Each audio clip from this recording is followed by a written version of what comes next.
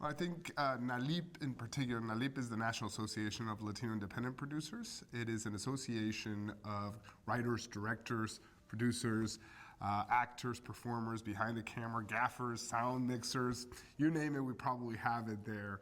And it's the largest organization of its kind. We represent over 15,000 creators of sorts, from digital to network TV to film, documentary, tech even, as we get into virtual reality and all these different components of technology.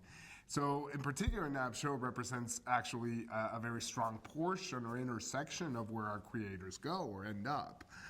Because the content that they either create independently or within a structure ends up in one of these delivery systems of sorts. So as we get, I mean, media is not national anymore. Media is international. It has no borders. And I think that that is a quintessential part of the strength of also our organization and our members, in that we create content that it is really across borders, but that really matters not only to our community, but exports our community to a whole, market in general, an international market.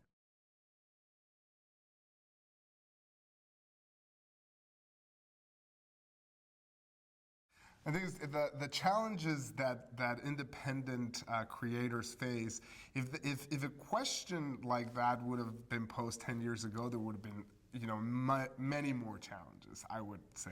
I think we're at an era where it's actually a little bit easier to think about an independent creator making it.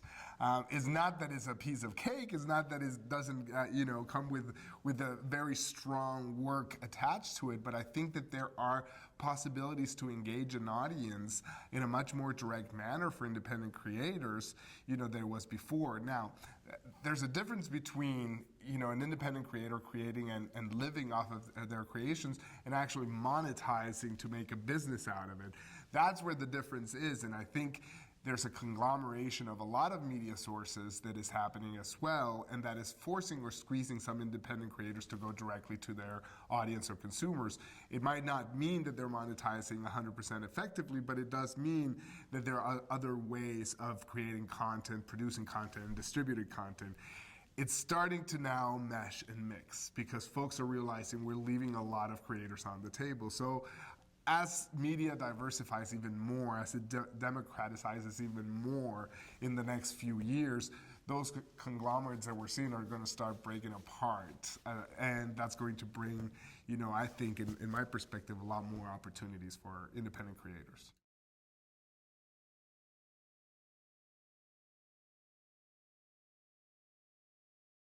A lot of independent creators in the past have really done their work in silos. They have focused on their craft of sorts and created that craft and developed it individually, because it was hard to build or to connect to large communities. You would join a local community of sorts of other independent creators and kind of coalesce and try to advance together, but it was tougher.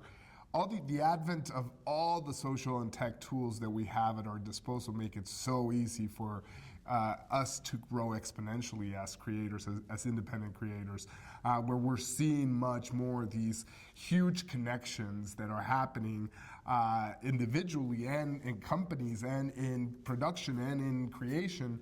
And that is allowing for also the audiences that come about with each individual silos to come together as well.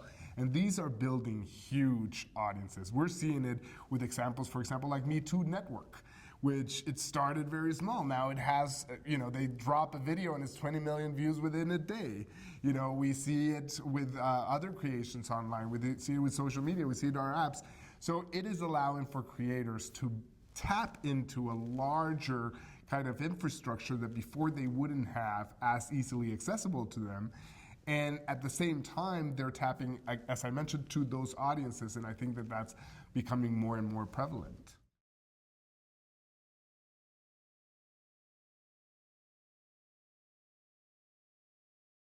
The media infrastructure is changing dramatically. The way that that we consume content, the way that we even monetize that content, the way that we place particular product or advertising in that content has changed dramatically.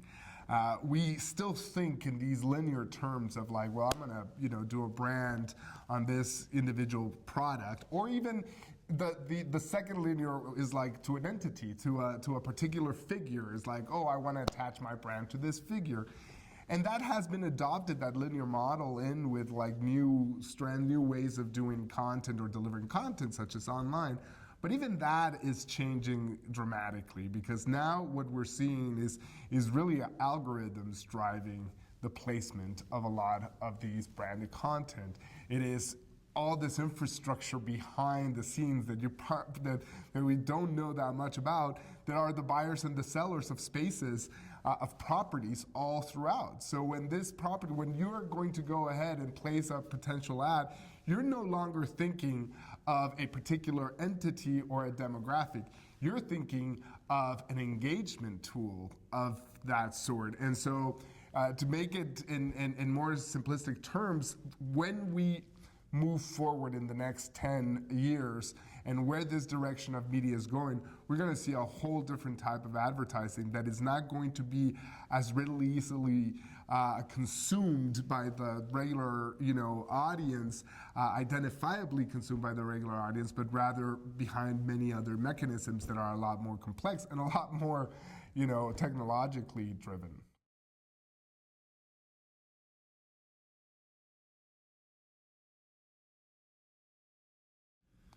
So the convergence of all media and the interaction of all media, and where we're going with this, the breaking of a lot of barriers of how we create media, how we place media, how we distribute media, how we monetize media, all of it is changing. It's always changing, but it's dramatically changing right now. It impacts particularly, strongly in a positive way our community, the Latino community. Why? Because our community over-indexes in every single of these areas, in content creation in different platforms, in content consumption via mobile and other platforms, in going to theaters for that matter, or turning on the TV. We overperform. So if we're thinking of how this media is going to go, and that this is all going to be driven by a sort of algorithm of sorts, then that algorithm we over-index on. So therefore, in 10 years from now, advertisers, purchasers, buyers are going to be thinking, what is going to make most sense for my entity? And it's only logical that diverse content, in particular Latino content, will be there, for them to embrace and to really bring to the fold, to the mix.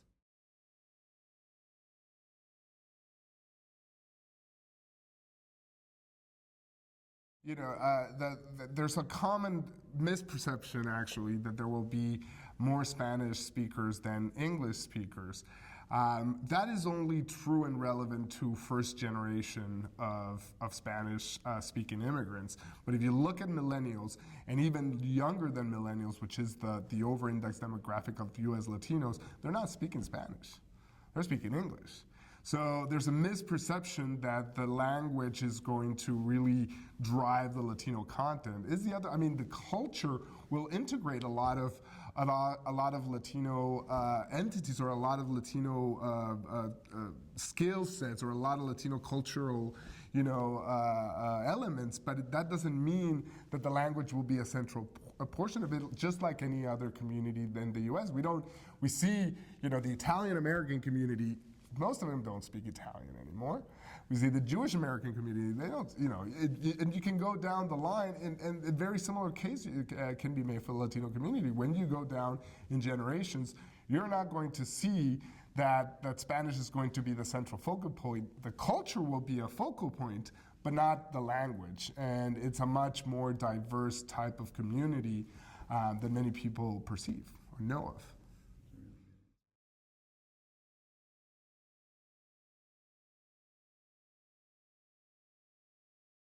So NALIP is the National Association of Latino Independent Producers, and we represent creators from all avenues and all in this industry, from writers to producers to directors to distributors to so on and so forth, executives.